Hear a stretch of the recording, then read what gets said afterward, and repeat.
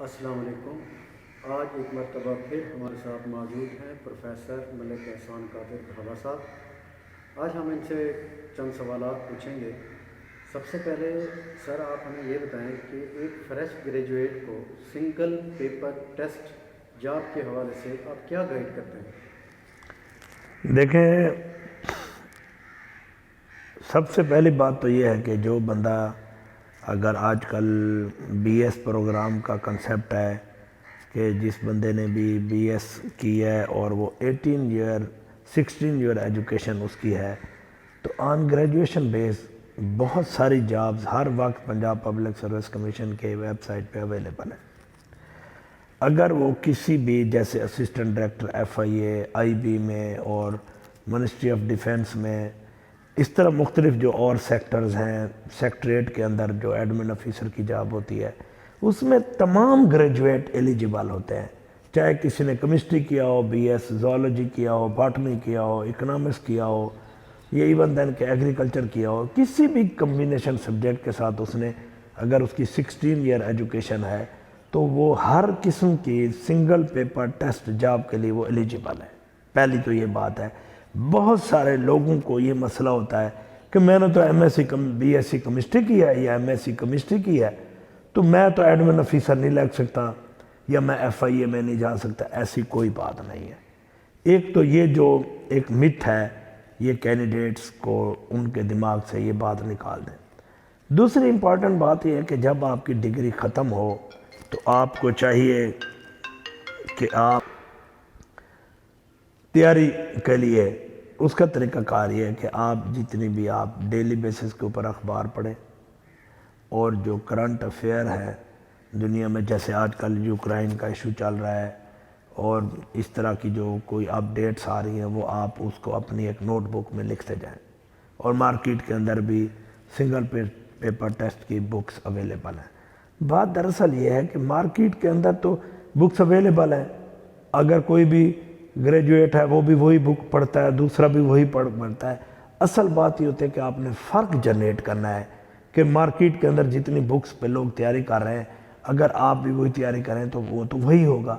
فرق یہ ہے کہ جتنی بھی آپ نے اپنی یونیورسٹی لائف میں جو کچھ پڑھا ہے نا، وہ آپ ایک نوٹ بک میں ڈیلی کی بیسس کے اوپر لکھتے جائیں، اور پارٹیکولرلی کچھ انگلش کے ریلیٹڈ اور میتھ کے ریلیٹڈ جو کوئسچن آتے ہیں نا، وہ آپ کو انٹرمیڈیٹ لیول اور گریجویشن لیول کے آتے ہیں۔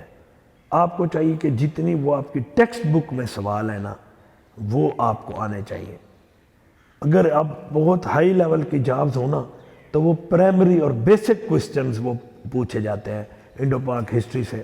اب مطلب لوگوں کو آپ گریجویٹ کر گئے ہیں، 16 ایئر ایجوکیشن ہو گئی ہے، لوگوں کو یہ نہیں پتا کہ علامہ اقبال کی ڈیٹ آف برتھ کیا تھی، اور یہ ایسے سوال آ جاتے ہیں۔ لوگ کیونکہ کورس کنٹینٹس پڑھتے رہتے ہیں اور ان کو اس طرح کی جو انڈو پاک ہسٹری ہے یا کرنٹ افیئر ہے ان کے بارے میں وہ اتنی توجہ نہیں دیتے۔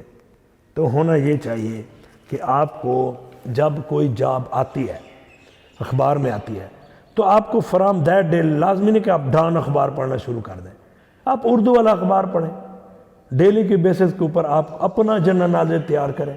ڈیلی بیسس کے اوپر آپ کو کوئی بھی لوکل ہمارے گورنمنٹ کوئی ریفارمز لے کر آتی ہے، پنجاب گورنمنٹ کی کوئی بات ہے، فیڈرل گورنمنٹ کی کوئی بات ہے، تو ہمیں وہ نوٹ کرنے چاہیے ڈیٹ وائز۔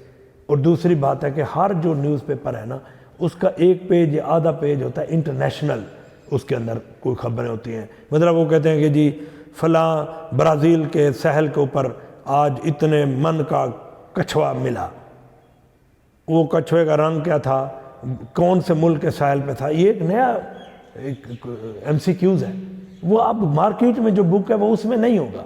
تو آپ کو چاہیے کہ جو جب اخبار میں پڑھا ہے اس اخبار کی ڈیٹ اور وہ جو نئی بات آپ کو ملی ہے، وہ ہر اخبار کے اندر 20 سے 25 انٹرنیشنل نئی انوویشن چیزیں ہوتی ہیں۔